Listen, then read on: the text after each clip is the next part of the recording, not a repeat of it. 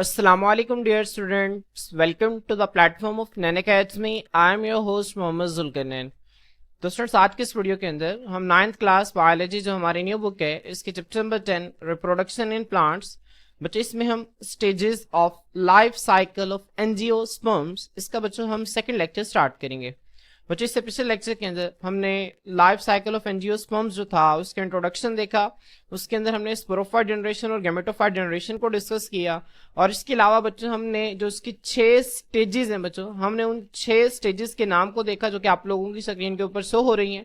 और बच्चों इसमें जो पहली स्टेज है डेवलपमेंट ऑफ फीमेल गैमेटोफाइट और फीमेल गैमेटोफाइट को हम एम्ब्रियो सैक का भी नाम देते हैं, जिसको हमने तफसील से स्टडी किया। तो बच्चों आज के इस लेक्चर के अंदर हम नेक्स्ट 2 स्टेजेस को जो है वो डिस्कस करेंगे।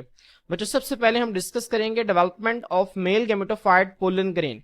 जिस तरह बच्चों इससे पिछले लेक्चर के अंदर हमने डेवलपमेंट ऑफ फीमेल गैमेटोफाइट को स्टडी किया कि किस तरह से एक स्पोरोफाइट जनरेशन से एक फीमेल गैमेटोफाइट बनती है। बच्चों इसी तरह आज के इस लेक्चर के अंदर हम देखेंगे कि किस तरह से बच्चों एक स्पोरोफाइट जनरेशन से एक मेल गैमेटोफाइट बनती है और मेल गैमेटोफाइट को हम पोलन ग्रेन का नाम देते हैं। जिस तरह फीमेल गैमेटोफाइट को हम एम्ब्रियो सैक का नाम देते थे ना, इसी तरह जो मेल गैमेटोफाइट है इसको एक और नाम देते हैं पोलन ग्रेन का। और उसके बाद बच्चों हम जो थर्ड स्टेज है पोलिनेशन इसको हम स्टडी करेंगे। तो बच्चों आए हम सबसे पहले जो है वो सेकंड स्टेज को डिस्कस करते हैं जिसका टाइटल है development of male gametophyte pollen grain.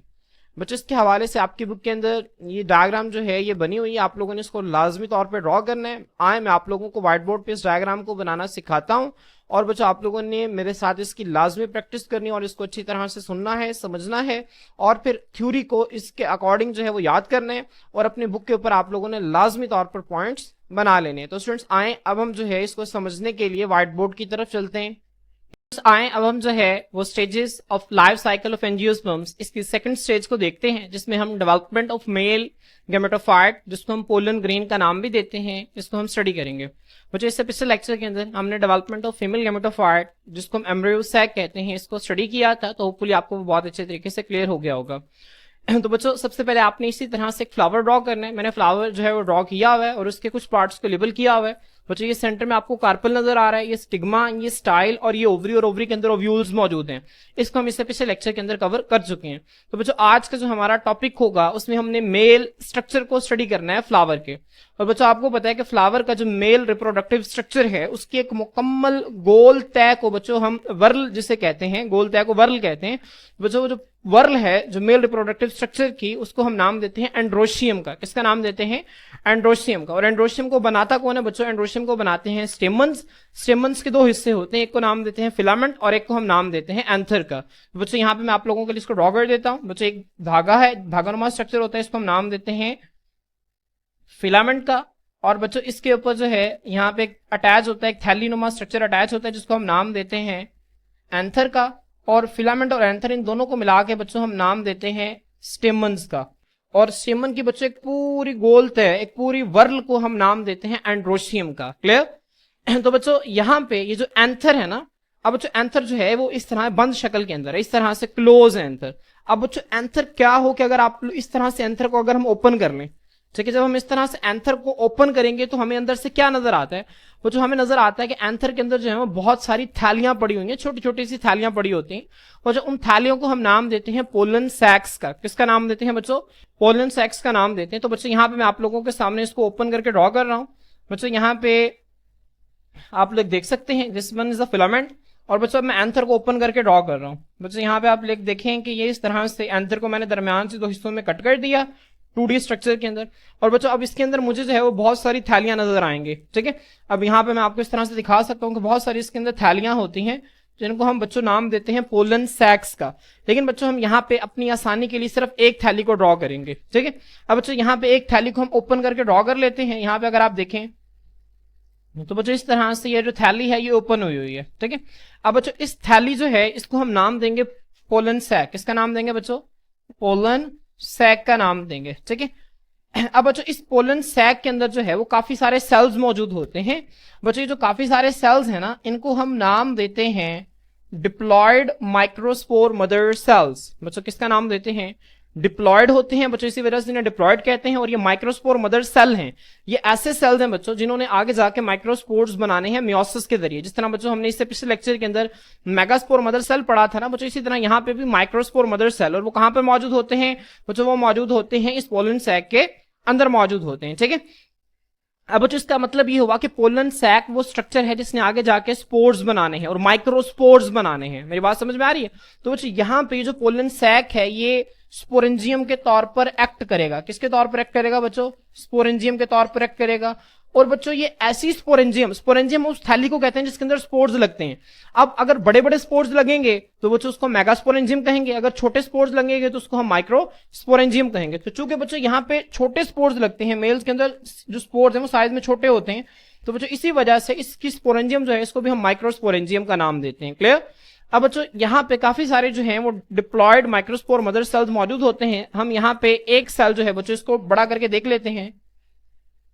बच्चों यहाँ पे देखें आपके सामने इस तरह से बच्चों, ये अब आपके सामने ना क्रॉस सेक्शन है। अब आपने इस सर्कल को मेम्ब्रेन नहीं समझना बच्चों, ये सिर्फ जब माइक्रोस्कोप से आप इसको बड़ा करके देखेंगे तो आपको बच्चों क्या नजर आएगा? आपको नजर आएगा इसके अंदर जो है यहाँ पर बच्चों ये एक सेल है और उसके अंदर बच्चों ये न्यूक्लियस है मौजूद है। अब ये जो सेल है ना बच्चों, इसको हम किसका नाम देते हैं? इसको हम नाम देते हैं माइक्रोस्पोर मदर सेल का। किसका नाम देते हैं बच्चों? माइक्रोस्पोर मदर सेल का नाम देते हैं। क्लियर? बच्चों आपने ये जो बाहर बड़ा सा सर्कल बुक में बना हुआ है ना, आप लोगों ने इसको ये नहीं समझना कि इसके गिर्द मेम्ब्रेन है, नहीं बच्चों, ये सिर्फ जब आपको वो बड़ा करके इसको बड़ा करके दिखा रहा है ना तो उस वजह से उसने इसको सर्कल कर दिया है कि ये वाली चीज जो है मैं आपको यहां पे दिखा रहा हूं। ठीक है, अब बच्चों जो माइक्रोस्पोर मदर सेल है, जिस तरह मेगास्पोर मदर सेल ने बच्चों क्या किया था, मियोसिस के जरिए मेगास्पोर्स बनाए थे और 4 मेगास्पोर्स बनाए थे। वो अलग बात है कि उनमें से सिर्फ एक मेगास्पोर सर्वाइव किया था और बाकी 3 की डेथ हो गई थी। बच्चों इसी तरह यहां पर भी ये जो माइक्रोस्पोर मदर सेल है, जब बच्चों ये क्या करेगी, ये मियोसिस करेगा ये सेल, तो बच्चों ये भी क्या बनाएगा, ये भी 4 सेल्स बनाएगा। और बनने वाले जो 4 सेल्स हैं बच्चों, ये क्या होंगे बच्चों? ये होंगे हैप्लॉयड, और इनको हम किसका नाम देंगे? माइक्रो स्पोर्स का नाम देंगे। ठीक है, मुझे माइक्रोस्पोर्स हैं और these are the haploid cells, जबकि जो माइक्रोस्पोर मदर सेल था बच्चों, this was the diploid. Clear? तो बच्चों माइक्रोस्पोर मदर सेल्स बनेंगे, तो एक माइक्रोस्पोर मदर सेल जो है बच्चों वो 4 माइक्रोस्पोर्स बनाएगा और वो माइक्रोस्पोर्स हैं बच्चों वो हैप्लॉयड होंगे। फिर बच्चों क्या होगा, वो जो माइक्रोस्पोर है, हर माइक्रोस्पोर आगे माइटोसिस के जरिए तकसीम करके 2 सेल वाला एक स्ट्रक्चर बना लेगा जिसको हम पोलन ग्रेन का नाम देते हैं। ठीक है, अब बच्चों यहाँ पे अब हम चारों को तो शो नहीं कर सकते, हम डायग्राम में सिर्फ अपनी आसानी के लिए एक सेल को यहाँ पे मैं शो कर देता हूं। बच्चों फर्ज करें कि ये वाला सेल है, मैं इसका कलर थोड़ा सा चेंज कर देता हूं ताकि आपको याद रहे। बच्चों इस सेल को फर्ज करें, ये वाला जो सेल है ना बच्चों, इसने क्या किया, इसने माइटोसिस की, और माइटोसिस के नतीजा में बच्चों इसने क्या बनाया, इसने 2 सेल्ड स्ट्रक्चर बना दिया एक। तो बच्चों यहाँ पे देखें एक सेल स्ट्रक्चर, एक सेल ये है और दूसरा सेल बच्चों इसी के साथ बिल्कुल अटैच होता है ये, और इसके गिर्द बच्चों यहाँ पर मैं इस तरह से एक मेम्ब्रेन बना देता हूँ, एक दीवार बना देता हूँ, ठीक है, इसको अलग करने के लिए। अब बच्चों यहाँ पे जो 2 सेल स्ट्रक्चर बनाना, ये 2 सेल स्ट्रक्चर बना, इसको हम नाम देते हैं पोलन ग्रेन का। किसका नाम देते हैं बच्चों? पोलन ग्रेन का नाम देते हैं। अब बच्चों इस पोलन ग्रेन के अंदर 2 सेल्स होते हैं, एक सेल को तो हम नाम देते हैं ट्यूब सेल का। किसका नाम देते हैं बच्चों? Tube cell. और दूसरे सेल को हम नाम देते हैं जनरेटिव सेल। किसका नाम देते हैं बच्चों? जनरेटिव सेल का नाम देते हैं। क्लियर? तो अब बच्चों होता क्या है, अब ये जो 2 सेल्स हैं इनके आगे आगे अपने फंक्शंस हैं। अब जनरेटिव सेल बच्चों क्या करता है, आगे जाके 2 स्पर्म्स बना देते हैं। तो बच्चों ये एक मेम्ब्रेन और यहाँ पे बच्चों इस तरह से 2 स्पर्म्स मौजूद होते हैं, 2 स्पर्म्स ये हैं बच्चों, और साथ यहाँ पर ट्यूब सेल मौजूद होता है। अब बच्चों जो ट्यूब सेल है ना, इसने आगे जाके पोलन ट्यूब बनानी है। हम इंशाल्लाह इससे नेक्स्ट लेक्चर के अंदर बच्चों ओवरऑल जो है वो फ्लावरिंग प्लांट के लाइफ साइकिल को जब ड्रॉ करेंगे तो आप लोगों को इसकी बहुत अच्छी अंडरस्टैंडिंग हो जाएगी कि किस तरह से बच्चों जो है वो पोलन ट्यूब जो है वो बनती है। मैं यहाँ पे आपको थोड़ा सा इसका हिंट जो है वो दे देता हूँ। बच्चों यहाँ पे मैं आप लोगों के लिए ड्रॉ कर देता हूँ। बच्चों this one is the carpel. बच्चों ये कार्पल है और कार्पल के यहाँ बेस ये ओवरी है। अब बच्चों यहाँ पे जो है वो ओव्यूल पड़ा होता है, और मैंने आपको इससे पिछले लेक्चर के अंदर बताया था कि ओव्यूल के नीचे एक छोटा सा सुराख होता है जिसको हम माइक्रोपाइल का नाम देते हैं। ठीक है, अब बच्चों यहाँ पे जैसे ही यहाँ पे हम इससे जब इसके अगला जो स्टेप पढ़ेंगे ना पोलिनेशन, तो पोलिनेशन में ये होता है बच्चों एंथर में जो पोलन ग्रेन्स बनते हैं ना, ये इस स्टिग्मा के ऊपर आ जाते हैं। इस अमल को हम पोलिनेशन का नाम देते हैं। तो जब यहाँ पे एक पोलन ग्रेन बना और वो यहाँ पे इसके ऊपर आके बैठ गया, तो बच्चों यहाँ पे 2 स्पर्म्स हैं और इसके अंदर जो है वो एक है ट्यूब सेल। तो बच्चों जो ट्यूब सेल है ना, ये क्या करेगा बच्चों, एक ट्यूब बनाएगा जिस ट्यूब को हम नाम देते हैं पोलन ट्यूब का, और वो पोलन ट्यूब बच्चों यहाँ पे इसको एम्ब्रियो सैक तक ले जाएगी और इन स्पर्म्स को जो है बच्चों वो फीमेल गेमेटोफाइट के अंदर एंटर करवाएगी। ठीक है, तो ये जो बच्चों पोलन ट्यूब जो है ये ऐसा मखसूस रास्ता है जो कि स्पर्म्स को प्रोवाइड किया जाता है ताकि स्पर्म्स जो है वो बाहिफाजत एम्ब्रियो सैक या फिर जिसे हम फीमेल गेमेटोफाइट भी कहते हैं वहां तक पहुंच सकें। क्लियर? तो बच्चों होपफुली आप लोगों को ये डायग्राम जो है बहुत अच्छी तरीके से समझ आ गई होगी, आप लोगों ने इसको ड्रॉ भी करना है। अब बच्चों आए, अब हम इन्हीं चीजों को जो है वो थ्योरी से देखते हैं। बच्चों देखें, सबसे पहले उसने लिखा हुआ कि the pollen sacs present in anther acts as microsporangia. बच्चों यहाँ पे ये जो एंथर के अंदर आपको नजर आ रही हैं छोटी छोटी थैलियां बच्चों जो नजर आ रही हैं जिनको हम पोलन सैक कहते हैं, ये माइक्रोस्पोरेंजियम के तौर पर एक्ट करते हैं। माइक्रोस्पोरेंजिया एक थैली है जिसके अंदर माइक्रोस्पोर्स बनते हैं। ठीक है, और माइक्रोस्पोर्स कैसे बनेंगे बच्चों? माइक्रोस्पोर मदर सेल की मदद से। यहाँ पे आगे देखें बच्चों, each pollen sac contains many diploid microspore mother cells. हर पोलन सैक के अंदर बहुत सारे डिप्लॉयड माइक्रोस्पोर मदर सेल्स मौजूद होते हैं। फिर क्या होता है बच्चों? ईच माइक्रोस्पोर मदर सेल, हर microspore mother cell undergoes meiosis, meiosis को मुकम्मल करता है एंड प्रोड्यूस 4 हैप्लॉयड माइक्रोस्पोर्स, और 4 हैप्लॉयड माइक्रोस्पोर्स बनाता है। यहां तक क्लियर है? इसके बाद बच्चों आगे है पोलन ग्रेन। अगली आप हेडिंग देंगे पोलन ग्रेन की। फिर बच्चों क्या होता है? अ माइक्रोस्पोर अंडरगो माइटोसिस। जिस तरह यहाँ पे बच्चों 4 माइक्रोस्पोर बने, एक माइक्रोस्पोर जो है वो माइटोसिस को कंप्लीट करता है और 2 सेल्ड स्ट्रक्चर बनाता है। वो जो 2 सेल्ड स्ट्रक्चर है इसको हम पोलन ग्रेन का नाम देते हैं। यहाँ पे देखें बच्चों, वो कहते हैं the resulting 2 sailed structure is the pollen grain which is the mail gametophyte. अब बच्चों जो बनने वाला 2 सेल स्ट्रक्चर है वो पोलन ग्रेन कहलाता है। और बच्चों पोलन ग्रेन जो है इसको ही हम क्या नाम देते हैं? मेल गेमेटोफाइट का नाम देते हैं। अब बच्चों जो 2 सेल स्ट्रक्चर है इसके अंदर 2 सेल्स होते हैं, एक को हम नाम देते हैं ट्यूब सेल का और एक को हम नाम देते हैं जनरेटिव सेल का।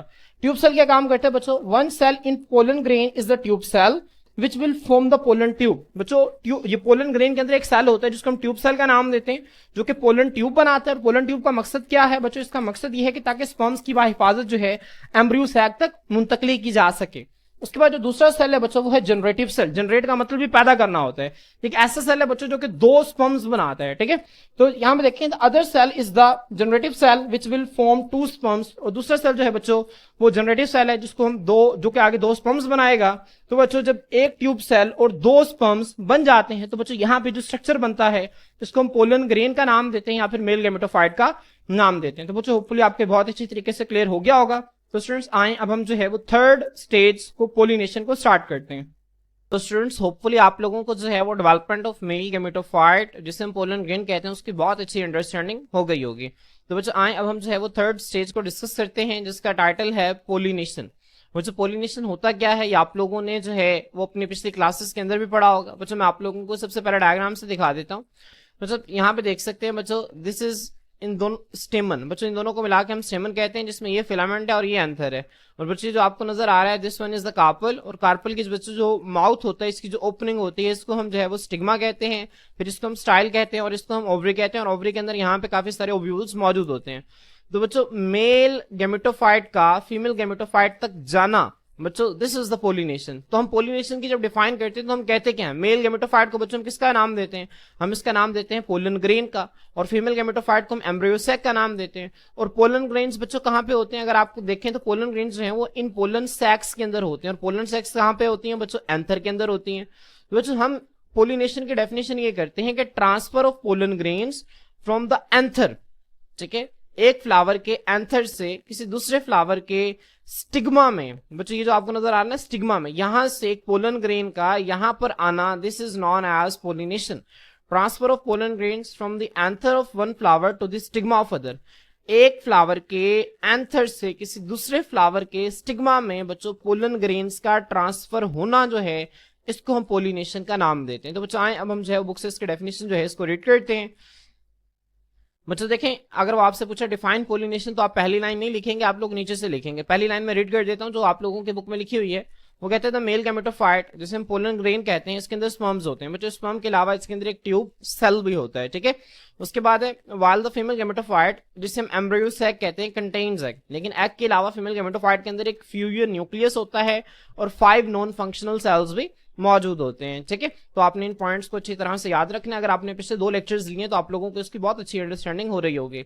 अब बच्चों अगर आपसे पूछते हैं शॉर्ट क्वेश्चन में कि डिफाइन पोलिनेशन, तो बच्चों आप लोग ये इसके डेफिनेशन लिखेंगे और साथ आप इसके टाइप्स के सिर्फ नाम लिखेंगे। ठीक है, तो बच्चों पोलिनेशन क्या है? The pollen grains are transferred from the anther to the stigma so that the sperms can fertilise the egg. अब बच्चों यहाँ पे देखें इसका मतलब क्या है, वो कहते हैं जो पोलन ग्रेन्स है ना, ये यहाँ से एंथर से स्टिग्मा तक ट्रांसफर होते हैं, मुंतकिल होते हैं। क्यों मुंतकिल होते हैं बच्चों? ताकि यहाँ पर मौजूद जो ओव्यूल है बच्चों, उस ओव्यूल के अंदर मौजूद बच्चों जो क्या पड़ा हुआ है, जो एम्ब्रियो सैक के अंदर एग पड़ा हुआ है, उसको जाके फर्टिलाइज किया जा सके, जगह उसको जाके फर्टिलाइजेशन का क्या मतलब होता है? स्पर्म और एग का मिलकर जाइगोट बना देना, इसे हम फर्टिलाइजेशन कहते हैं। बच्चों पोलिनेशन होती क्यों है? ताकि एंथर में मौजूद जो पोलन ग्रेन्स हैं जिनके अंदर स्पर्म्स मौजूद हैं, वो जाए स्टिग्मा में, स्टिग्मा से आगे स्टाइल में, स्टाइल से आगे ओवरी में, ओवरी से आगे ओव्यूल में, ओव्यूल के अंदर बच्चों जो एग पड़ा हुआ है उसको जाके फर्टिलाइज कर सके। ठीक है, तो यहाँ पे देखिए तो पोलन ग्रेन्स जो है उनको ट्रांसफर किया जाता है एंथर से स्टिग्मा में, ताकि जो स्पर्म्स है वो एग को फर्टिलाइज कर सकें। इट इज कॉल्ड पोलिनेशन, इसे हम पोलिनेशन कहते हैं, जो कि क्या है? Transfer of pollen grains from anther to stigma. एक एंथर से स्टिग्मा में बच्चों पोलन ग्रेन्स का मुंतकिल हो जाना, this is known as the pollination. अब बच्चों पोलिनेशन की दो टाइप्स हैं, एक को हम नाम देते हैं सेल्फ पोलिनेशन और एक को हम नाम देते हैं क्रॉस पोलिनेशन का। अब बच्चों सेल्फ पोलिनेशन में क्या होता है बच्चों? देखिए नाम से ही जाहिर है बच्चों, एक फ्लावर है ना बच्चों, एक पौधा जो है उसके एक फूल से किसी दूसरे फूल के अंदर पोलन ग्रेन्स का ट्रांसफर होना, या फिर एक फूल के अपने एंथर से उसी के अपने स्टिग्मा में पोलन ग्रेन्स का ट्रांसफर होना बच्चों, ये सेल्फ पोलिनेशन कहलाता है। यहाँ पे देखिए मैं आपको डायग्राम से दिखाता हूँ बच्चों, आपको नजर आ रहा है एक फ्लावर है, अब ये इसका अपना एंथर है, इसका अपना स्टिग्मा है, तो एक फ्लावर के अपने एंथर से अपने स्टिग्मा के अंदर पोलन ग्रेन्स का ट्रांसफर होना बच्चों, this is the self pollination. तो ये क्या है? सेल्फ पोलिनेशन है बच्चों। इसी तरह यहाँ पे आप देखें, ये अब बच्चों ये प्लांट एक ही है, पौधा एक ही है, अब पौधे के एक फूल से किसी दूसरे फूल में पोलन ग्रेन्स का ट्रांसफर होना बच्चों, this is also known as self pollination. तो बच्चों आप लोगों से एमसीक्यू अगर वो पूछ ले इस तरह डायग्राम दे के बोर्ड के अंदर आप लोगों से, या फिर पेपर के अंदर एमसीक्यू पूछ के बताएं इनमें से जो है वो क्रॉस पोलिनेशन कौन सी है, ए बी सी या नन ऑफ दिस, तो आपका आंसर क्या होगा बच्चों? सी। सी में क्या है बच्चों? क्रॉस पोलिनेशन हो रही है। क्रॉस पोलिनेशन का मतलब ये होता है बच्चों, एक प्लांट के फ्लावर से किसी दूसरे प्लांट, और दूसरा प्लांट जो है बच्चों वो इसी की स्पीशीज का हो, मतलब ये जो सेम नस्ल जो है वो इसी पौधे की हो। ऐसा नहीं है कि फर्ज करें यहाँ पे जो है वो सनफ्लावर और दूसरा रोज जो है, रोज को जाके फर्टिलाइज कर दे, सनफ्लावर का पोलन ग्रेन जो है वो रोज को जाके फर्टिलाइज कर दे बच्चों, ऐसा पॉसिबल नहीं है। स्पीशीज जो है वो सेम होना बहुत जरूरी है। ठीक है, तो एक प्लांट के बच्चों एंथर से किसी दूसरे प्लांट के फ्लावर के स्टिग्मा में सेम स्पीशीज के पोलन ग्रेन्स का ट्रांसफर होना बच्चों, इसे हम क्रॉस पॉलिनेशन कहते हैं। तो बच्चों आए हम इसके डेफिनेशन को रीड करते हैं। बच्चों आपकी बुक के अंदर जो है वो सिर्फ एक फर्क लिखा हुआ है, लेकिन एक फर्क जो है वो काफी नहीं होता, मैंने दो फर्क लिख दिए आप लोगों के लिए, आप लोगों ने इसे इस तरह से लिख लेना है।